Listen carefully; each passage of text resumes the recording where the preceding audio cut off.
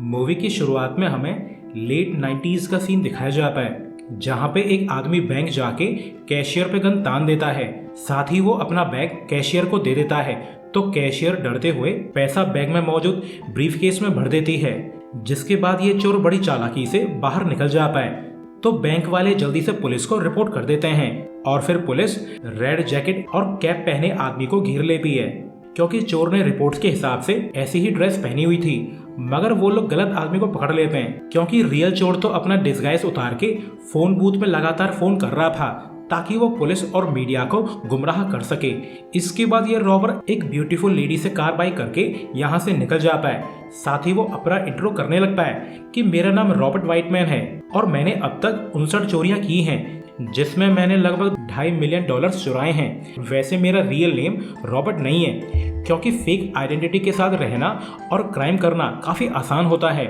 इसके बाद हमें 4 साल पुराना सीन दिखाया जाता है जहां रॉबर्ट को फ्रॉड के इल्जाम में अरेस्ट कर लिया गया था।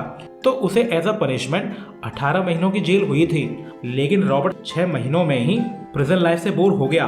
तो वो एक दिन मौका पाके प्रिजन से भाग निकलता है और फिर वो लिफ्ट लेके कनाडा में इंटर कर जाता है, जहाँ पे वो न्यू आइडेंटिटी खरीद लेता है। रॉबर्ट को जॉब के लिए आईडी की जरूरत है, तो वो एक बैगर से उसका आईडी सर्टिफिकेट बाय कर लेता है, यानी अब से वो रॉबर्ट वाइटमैन है। जल्द ही रॉबर्ट की फ्री लाइफ को एक दिन हो जाता है, लेकिन अब उसके पास रहने के लिए कोई भी जगह नहीं है। तो वो एक चर्च जाता है ताकि वो यहाँ पे स्टे कर सके। तो उसका वेलकम एंड्रिया नाम की लड़की करती है, जो कि रॉबर्ट से काफी इम्प्रेस्ड है। Next day Robert ice cream man की जॉब चालू कर देता है, जहाँ पे वो पूरे दिन आइसक्रीम बेच के अपनी रोजी रोटी कमाने लगता है। साथ ही वो फ्री टाइम पे एंड्रिया से मिलता भी रहता है, जहाँ ये दोनों काफी क्लोज हो जाते हैं। लेकिन एक दिन रॉबर्ट को उसका बॉस बताता है कि मैं ये बिजनेस बंद करने वाला हूँ, तो अब मैं तुम्हें जॉब प्रोवाइड नहीं कर सकता। तो ये जान के रॉबर्ट काफी अपसेट है, क्योंकि उसने ईमानदारी की लाइफ जीने की खूब कोशिश की है, मगर कोई फायदा नहीं। तो वो अपना दुख बांटने के लिए चर्च चला जाता है, जहां वो एंड्रिया को डेट के लिए इनवाइट करता है, जिसके लिए एंड्रिया मान जाती है। तो ये लोग लोकल रेस्टोरेंट जाके डिनर करने लगते हैं। साथ ही ये लोग अपने पास्ट को डिस्कस करने लगते हैं। तो दोनों को पता चलता है कि दोनों ही अनाथ हैं। वैसे अब तक एंड्रिया को पता चल चुका है कि रॉबर्ट की जॉब चली गई है, तो वो रॉबर्ट की जगह पे बिल पे कर देती है। लेकिन तभी एंड्रिया का फेवरेट सॉन्ग चालू हो जाता है, तो एंड्रिया मूड में आके रॉबर्ट को किस कर लेती है, यानी इनका रिलेशनशिप अब ऑफिशियल हो चुका है, जो खुले में ही रोमांस करने लगते हैं। जल्द ही इनके रिलेशन को 8 महीने हो जाते हैं, लेकिन रॉबर्ट की हालत अभी भी वैसी की वैसी ही है, जो अब अपना और एंड्रिया का खर्चा बड़ी मुश्किल से उठा पा रहा है। तो जब एंड्रिया प्रेग्नेंट होती है, तब वो काफी डिलेमा में है कि अब वो क्या करे, क्योंकि उनका खर्चा पहले ही चल नहीं पा रहा है। अगर घर में एक और मेंबर बढ़ गया तो वो लोग रोड पे आ जाएंगे।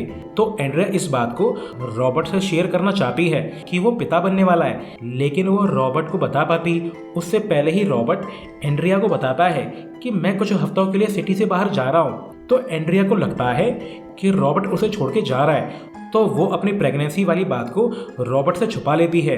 नेक्स्ट डे रॉबर्ट बस लेके वैंकूवर पहुंच जाता है, जहां वो जॉब की तलाश करने लगता है। तो एक लेडी बताती है कि इकोनॉमी की 1 बराबर हो चुकी है, तो बिना स्पेशलाइजेशन के जॉब ढूंढना बेकार है। लेकिन एक दिन रॉबर्ट की नजर एक आर्मर ट्रक पे जाती है, जिसमें से सिक्योरिटी गार्ड मनी बैग्स को निकाल के बैंक में ले जाने लगता है। तो रॉबर्ट नोटिस करता है कि सेकंड गार्ड, जिसे ट्रक पे नजर रखनी चाहिए थी, वो मस्त दूसरी तरफ मुंह फेर के खड़ा है।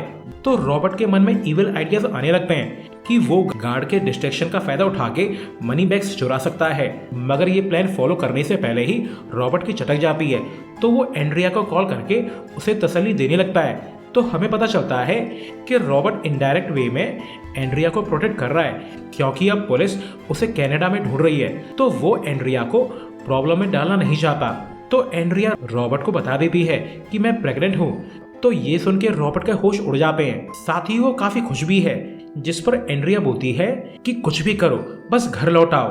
तो रॉबर्ट उसे प्रॉमिस करता है कि मैं जल्द ही घर लौट आऊंगा। साथ ही अब वो अपनी फैमिली के लिए रिस्क लेने के लिए तैयार है, जिसमें उसका टारगेट रॉयल ईस्ट बैंक और उसमें आने वाला कैश है। इसके बाद रॉबर्ट बैंक के अंदर चला जाता है ताकि वो बैंक के इंटीरियर को समझ सके। साथ ही वो मेकअप की क्लास भी ज्वाइन कर लेता है, जिससे वो डिस्गाइज बनाना सीख जाता है। और फिर रॉबर्ट हिम्मत करके एक दिन रॉयल बैंक में पहुंच जाता है जहां वो परफेक्ट डिस्गाइज बना के आया हुआ है। तो वो बैंक में जाके कैशियर को थ्रेटन करने लगता है। तो कैशियर जल्दी से सारा कैश रॉबर्ट को दे देती है। इसके बाद रॉबर्ट सीसीटीवी से बचता हुआ बैंक से निकल जाता है जहां वो इतना सारा पैसा पाके काफी खुश है। और इसके बाद वो न्यू ड्रेस पहन के ये शहर छोड़ देता है, जिसके बाद वो सीधा कनाडा जाता है। आखिर उसने एंड्रिया से वादा जो किया था। तो रॉबर्ट को देख के एंड्रिया काफी खुश है। वहीं दूसरी तरफ हमें डिटेक्टिव जॉन दिखाया जाता है जो कि एक आदमी का स्टेटमेंट ले रहा था। इस आदमी के घर में चोरी हुई है जिसमें रॉबर्ट ने घर में मौजूद सभी कीमती सामान चुरा लिए हैं।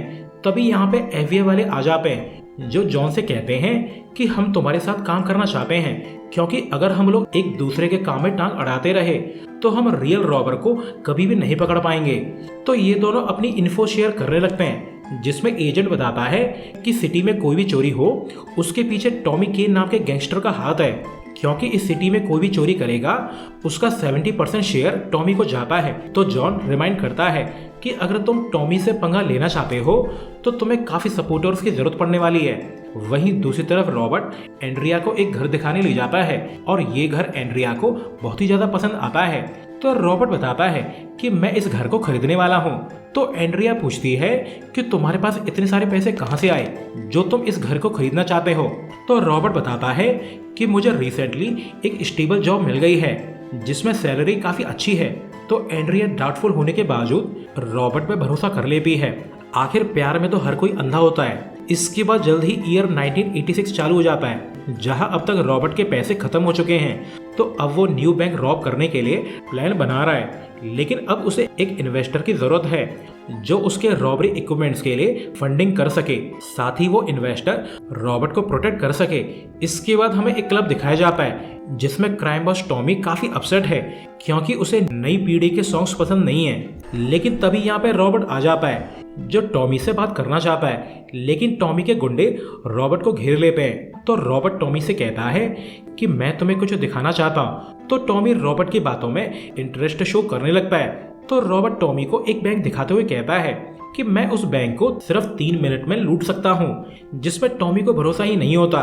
तो रॉबर्ट कहता है कि अगर मैंने उस बैंक को 3 मिनट में लूट लिया तो तुम मुझे $10,000 एज अ लोन दोगे, जिससे मैं 20% इंटरेस्ट के साथ विदिन 6 मंथ लौटा दूंगा। तो टॉमी इम्प्रेस होके इस डील को एक्सेप्ट कर लेता है। तो रॉबर्ट जल्दी से सामने वाले बाथरूम में चला जाता है जहां से वो अपना डिस्गाइज बना के बैंक में एंटर कर जाता है। तो ये सब देख के टॉमी काफी सरप्राइज्ड है, पर 3 मिनट पूरा होने के बाद भी रॉबर्ट बैंक से बाहर नहीं निकलता। तो टॉमी काफी डिसअपॉइंटेड है, लेकिन तभी रॉबर्ट बार के बैक डोर से अंदर आ जाता है, साथ ही वो बैंक लूटने में भी कामयाब हो चुका है। तो ये देखकर टॉमी काफी एक्साइटेड है और यहीं से इन दोनों की पार्टनरशिप चालू हो जाती है। इसके बाद रॉबर्ट रूप बदल बदल के बैंक लूटने लगता है और जल्द ही उसे बैंक लूटने में काफी मजा आने लगता है। साथ ही वो रॉबरी करने में एक्सपर्ट हो गया है और तो और उसने अब गन भी खरीद ली है ताकि वो कैशियर को डरा सके। और तो और उसकी डिस्गाइज टेक्निक और एक्टिंग स्किल्स काफी ज्यादा अच्छी हो चुकी है और अब वो काफी अमीर हो चुका है। तो वो एंड्रिया के लिए एक कार भी परचेज कर लेता है, जिसे देख के एंड्रिया काफी खुश है। और फिर रॉबर्ट की रॉबरी स्किल्स इतनी ज्यादा स्ट्रांग हो जाती है कि वो बैंक की वॉल्ट्स को भी लूटना चालू कर देता है। वैसे टॉमी कुछ परसेंटेज के बदले रॉबर्ट को प्रोटेक्ट करता है। तो एक दिन टॉमी रॉबर्ट से कहता है कि जिस स्पीड से तुम चोरियां कर रहे हो, अगर उसी स्पीड से तुम चोरी करते रहे तो तुम जल्द ही मिलियनेयर बन जाओगे। लेकिन मेरे पास तुम्हारे लिए एक जॉब है, अगर तुम इसे करो तो तुम एक ही चोरी में मिलियनेयर बन सकते हो। तो रॉबर्ट कंफ्यूज होकर बोलता है कि कोई भी बैंक अपने पास इतना पैसा नहीं रखती। तो रॉबर्ट बोलता है कि मैं बैंक लूटने की बात नहीं कर रहा हूँ, मैं ज्वेलरी शॉप की बात कर रहा हूँ। लेकिन ये सुन के रॉबर्ट खुश नहीं है क्योंकि वो ज्वेलरी की चोरी करना नहीं चाहता, क्योंकि ये थोड़ा रिस्की काम है। वहीं दूसरी तरफ एजेंट्स और पुलिस के हाथ कुछ भी नहीं लगा था। वो हाल फिलहाल में हुई रॉबरीज के बारे में कुछ भी पता नहीं लगा पाए हैं। तो गवर्नमेंट इनके लिए टास्क फोर्स असाइन कर देती है जहां ये लोग एक सीक्रेट बेस बना के अपना प्रोजेक्ट चालू कर देते हैं जिसका नाम प्रोजेक्ट कैफे था।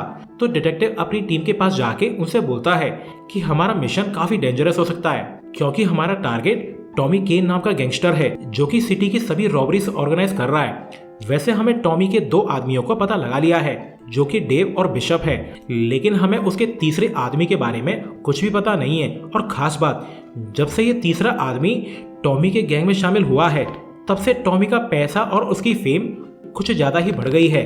वहीं एंड्रिया को घर की सफाई के दौरान रॉबर्ट का छुपाया हुआ पैसा मिल जाता है, तो वो रॉबर्ट पे भड़कने लगती है, लेकिन रॉबर्ट झूठ बोल के मैटर शांत करा देता है।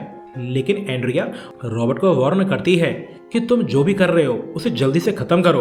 तो नेक्स्ट डे रॉबर्ट टॉमी के बाहर चला जाता है, इस बात से बेखबर कि एजेंट्स उस पर नजर रख रहे हैं, जो गाड़ी की नंबर प्लेट से पता लगा लेते हैं कि ये कार एंड्रिया हुडसन नाम की लेडी की है।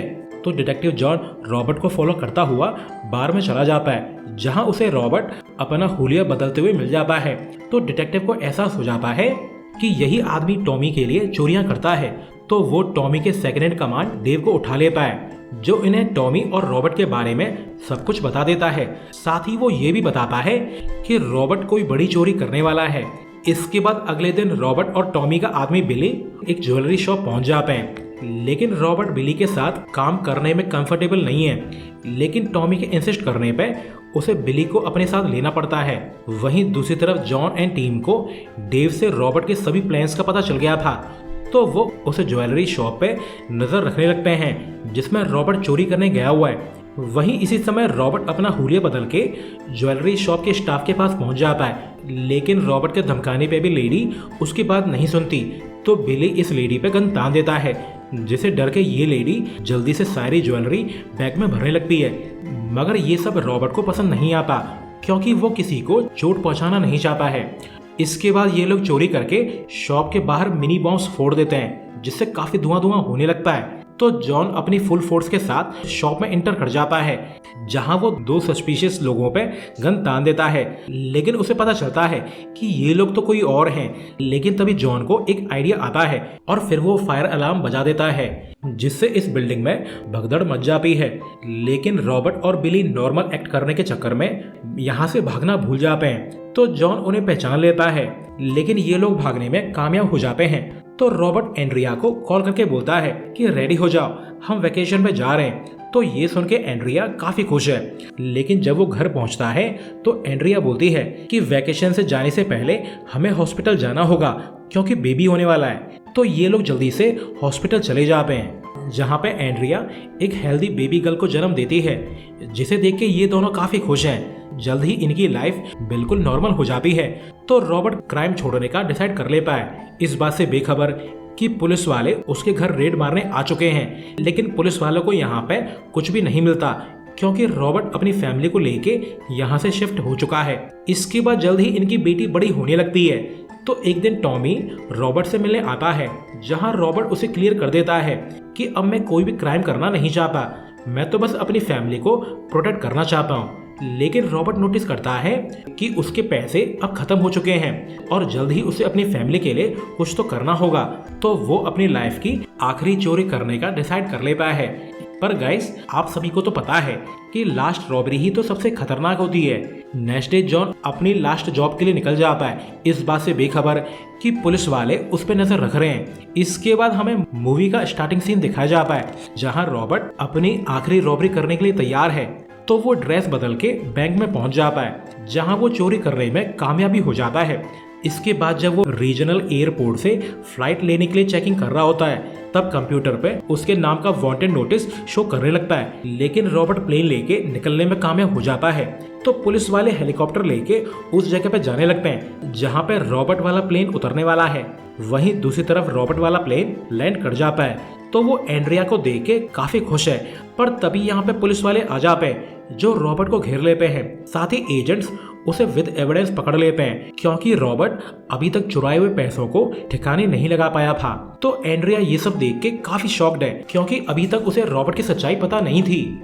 इसके बाद जॉन रॉबर्ट से मिलने आता है और कहता है कि क्यों ना तुम टॉमी के खिलाफ हमें एविडेंस प्रोवाइड कर दो, साथ ही तुम उसके ट्रायल में गवाही दे दो, हम तुम्हारी सजा को कम करवा देंगे। और यकीन मानो, हमारा टारगेट शुरुआत से ही टॉमी था, तुम तो सिर्फ बोनस हो। लेकिन काफ़ी कोशिश करने के बाद भी रॉबर्ट जॉन को टॉमी की डिटेल्स नहीं देता।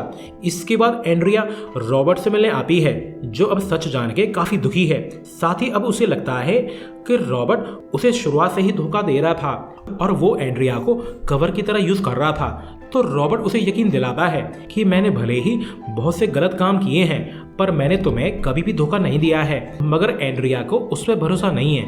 इसके बाद टॉमी प्रिजन में रॉबर्ट से मिलने आता है, जो कि रॉबर्ट का काफ़ी शुक्रगुजार है कि उसने मौका होने पे भी टॉमी को धोखा नहीं दिया।